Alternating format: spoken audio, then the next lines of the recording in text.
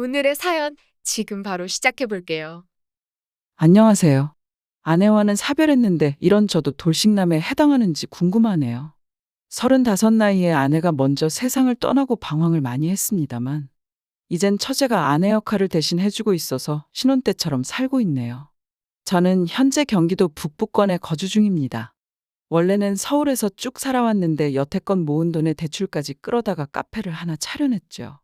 원래는 TV에도 가끔씩 나오시던 셰프님 밑에서 요리를 하던 사람이었는데 독립하고 나와서 제 가게를 차린 겁니다. 아내는 그때 셰프님 밑에서 같이 일하던 보조 중 한 명이었어요. 신혼집 구할 돈으로 가게를 차리고 저희는 월세를 살기로 했죠. 둘이 평생 모은 돈을 털어서 대출까지 받아 가게를 차렸어요. 처음에는 후회도 많이 했습니다. 이렇게 장사가 안 될 수 있나 싶었거든요. 아내는 정말 아름다웠습니다.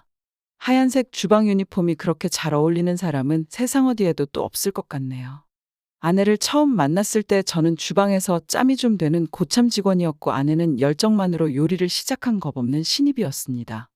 사실 아내한테 첫눈에 반하다시피 했는데, 제가 너무 서툴었는지 좋아한다는 표현보다는 주방에서 갈구고 싸우면서 제 마음을 표현을 했어요. 저희가 결혼할 때 후배들 말에 의하면 아내가 제 욕을 그렇게나 많이 했었다던데, 둘이 결혼할 줄은 상상도 못했다며 경악을 금치 못할 정도로 아내를 못살게 굴던 저였으니까요.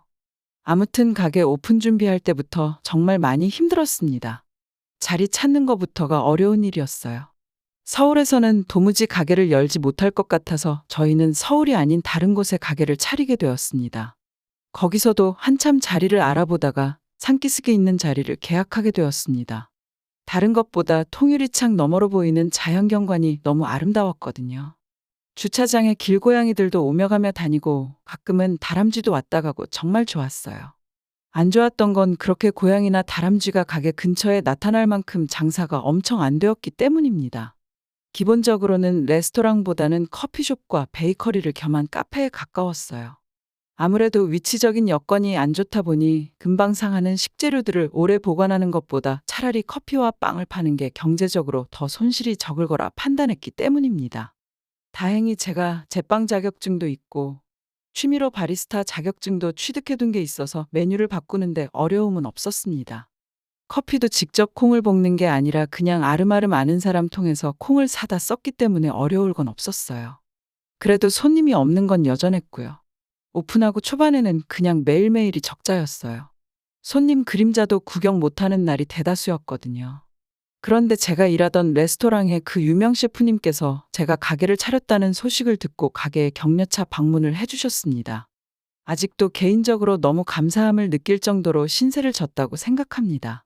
그분이 자기 인터넷 페이지에 저희 가게를 소개해준 덕분에 그 사진을 보고 손님들이 하나 둘씩 가게를 찾아왔기 때문입니다. 저와 아내를 매료시킨 자연경관은 여타 다른 손님들에게도 똑같이 작용했나 봅니다. 그렇게 제 가게는 순식간에 입소문을 타게 되었고, 그 뒤로부터는 손님도 붐비기 시작했어요. 자리 때문에 가게를 워낙 싸게 얻었기 때문에 빈 공간을 늘리는 게 아쉬워서 매일매일 빵 만드는 거 도와주느라 지루한 아내를 위해서 점심과 저녁 메뉴를 추가해서 아내가 요리도 할 수 있는 여건을 만들어줬습니다. 집 안 사고 가게를 차리기 잘했다는 생각이 들 정도로 엄청 바빴습니다. 그만큼 돈도 많이 벌었고요. 저는 아무래도 빵만 만들면 되다 보니까 아침에 웬만한 거 다 준비해두면 그 이후로는 사람 하나 쓰는 게 편해서 사람을 쓰기 시작했어요. 아내는 점심 저녁 음식을 만들어야 하니 가게에 매몰될 수밖에 없었고요. 그렇습니다. 잠시나마 성공에 심취해서 제가 거만해졌던 거예요. 경무로 시달리는 아내를 지켜보지 못했습니다.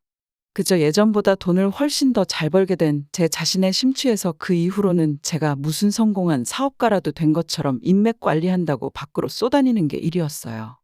아내는 그런 저를 보고도 묵묵히 자리를 지켜줬습니다. 아내가 과로로 쓰러진 건 조금 지나서의 일입니다. 주방을 정기적으로 청소하기로 한 날이었는데, 그날은 제가 뭐 그렇게 기분이 좋았는지 직원들 데리고 회식하겠다고 청소는 나중에 하자고 고집을 부렸어요. 음식점의 기본은 깨끗한 주방인데 솔직히 그날은 그냥 술이 마시고 싶었나 봅니다. 아내는 끝까지 청소를 해야 한다는 입장이었고, 저는 놀 때 놀고 일할 때는 일하는 거라며 고집을 부려 혼자서라도 청소를 하겠다던 아내를 뒤로 하고 저는 근처 삼겹살집으로 향했어요. 한참 노래방에서 밤새 술 마시고 놀며 회식을 즐기고 있는데 직원 중에 한 명이 사모님한테 전화가 왔다고 말해줬어요. 늦게 온다고 잔소리나 하려나 보다 하고 저는 안 받는다 전화를 무시하고 신나게 놀았고요. 새벽 한참 때가 돼서 얼큰한 몸을 이끌고 집에 돌아왔는데 청소 끝내고 돌아와 있어야 할 아내가 집에 없더라고요. 제가 고집 부린 걸로 삐져서 친정에라도 갔는가 보다 하고 올라오는 술 기운을 이기지 못해 저는 그냥 잠에 들었습니다. 아내가 잘못된 걸 알게 된 건 그 다음날 술이 덜 깬 상태로 다급한 직원의 전화를 받고 나서였어요. 평소에도 혼자서 주방 일에 시달리던 아내가 과로로 쓰러진 겁니다. 과로로 인한 급성 뇌경색이었고 이미 아내를 발견했을 때는 손쓸 방도가 없었어요. 그렇게 아내를 떠나보냈습니다. 그때가 돼서 반성을 해봐야 이미 늦은 뒤였어요. 저 때문에 아내가 그렇게 되었다는 생각에 가게도 내팽개쳐두고 혼자서 방황을 많이 했습니다. 아내를 떠나보내는 그날의 친정에서 장인장모님이며 처제까지 와서는 제 멱살을 쥐고 흔드는데 아무 말도 하지 못하고 눈물밖에 보일 수가 없었습니다. 그렇게 반년 정도를 가게 문도 열지 않고 방황을 했습니다. 아내를 잃은 슬픔과 그 책임이 저에게 있다는 사실에 정말 힘겨웠어요. 하지만 이렇게 사는 내 모습을 본다면 아내가 과연 좋아할까 하는 생각이 들었습니다. 그리고 아내와 제가 함께 이룬 꿈이었던 저희 가게를 끝까지 지켜내는 게 제가 해야 할 일이라는 생각이 들었습니다. 그리고 다시 가게를 열었어요. 반년이라는 공백은 굉장히 길었습니다. 오랫동안 호흡을 맞춰온 직원들은 이미 새로운 일터를 찾아 저를 떠난 뒤였고 저 혼자서 가게를 꾸려나가야 했습니다. 어려운 건 없었어요. 자리를 비웠던 시간만큼 손님도 떨어졌고 저는 제가 늘 하던 대로 아침에 일찍 가게에 나가 빵을 굽고 점심과 저녁에는 아내가 짜놓은 메뉴대로 음식을 하면 되었거든요. 저도 요리를 하던 사람이기 때문에 아내만큼은 아니지만 어느 정도의 맛을 낼 수는 있었습니다. 다시 가게를 열었다는 소식에 감사하게도 그동안 자주 와주던 단골 손님들은 시간을 내서 가게를 찾아와 주었습니다. 아내의 소식을 들었다며 건네는 심심한 위로도 듣고 가끔씩은 자주 오겠다며 저를 응원해줬어요.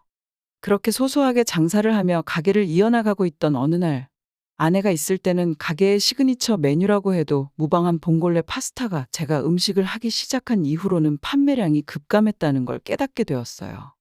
얼굴을 트고 지내는 단골 손님들한테 혹시 저의 봉골레 파스타가 아내의 것과 다른 게 있냐는 질문을 했는데 그들에게서 하나같이 여전히 맛있지만 평소에 즐겨 먹던 그 맛이 아니라서 생각보다 손이 가지 않는다는 말을 들었습니다.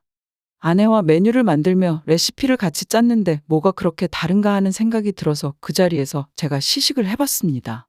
그런데 역시나 아내와 같이 메뉴를 구상할 때 하던 대로 똑같이 음식을 했는데 아내가 해주던 그 맛이 아니었던 거예요.